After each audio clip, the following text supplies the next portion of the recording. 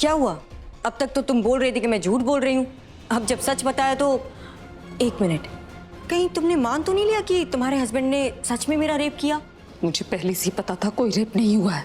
तो फिर इतने शॉक रिएक्शन क्यों?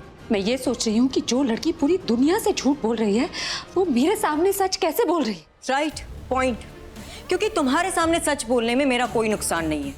जब मैंने अभी पे ब्लेम किया तो तुमने कहा ही इज इनोसेंट और किसी ने नहीं माना। अब जब मैं कह रही हूँ ही इज इनोसेंट, उसने कुछ नहीं किया, तब भी कोई नहीं मानेगा, क्योंकि कोई है ही नहीं यहाँ हमारी बात सुनने के लिए। मैंने सच बताया तुम्हें तड़पाने के लिए, एंड यू सी, अब से तुम्हारी पूरी कोशिश रहेगी मेरे मुंह से सच निकलवाने की। पर सच जानने के बाद भी तुम कुछ नहीं कर पा रही हो। बस यही बेबसी देखने के लिए तुम्हें सच बताया।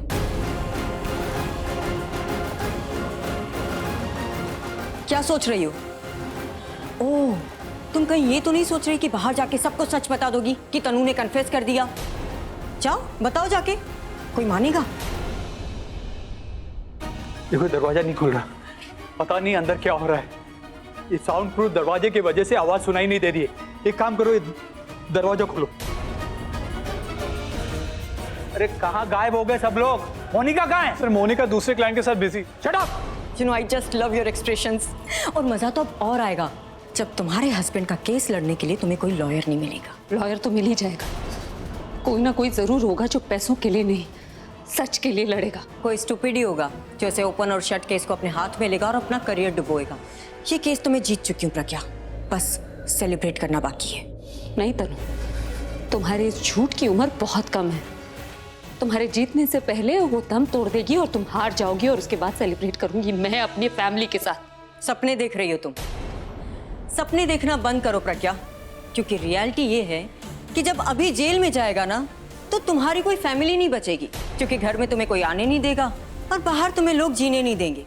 जैसे तुम बाहर जाओगी ना अपनी बेटियों के साथ, लोग कहेंगे बड़ी सती सावित्री बनती थी प्रज्ञा, बड़ा घमंड था उसे अपने पति पर कि कितना प्यार करने वाला है, कितना पैसे वाला है, नेम है, फेम है, सब कुछ है। पर फिर भी लोग कहेंगे कि इससे अच्छा तो हमारा पति है, कम से कम रेपिस्ट तो नहीं है।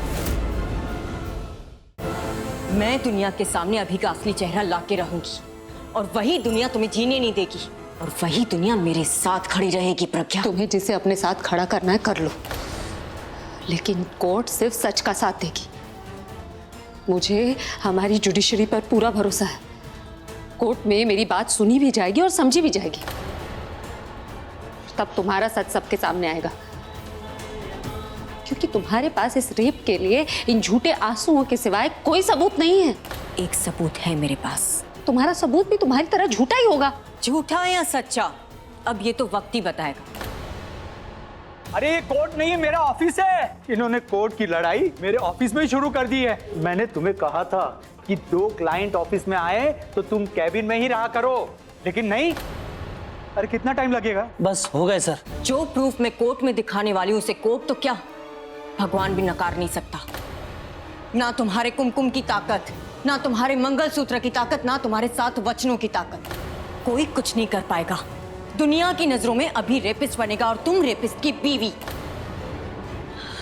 आई नो तरीका थोड़ा सा हार्श है, लेकिन क्या करूं, अपने प्यार को पाने के लिए तुमने मेरे पास और कोई ऑप्शन ही नहीं छोड़ा। ये सब करके तुम्हें कुछ हासिल नहीं होगा। तुम अब भी नहीं समझी ना प्रज्ञा?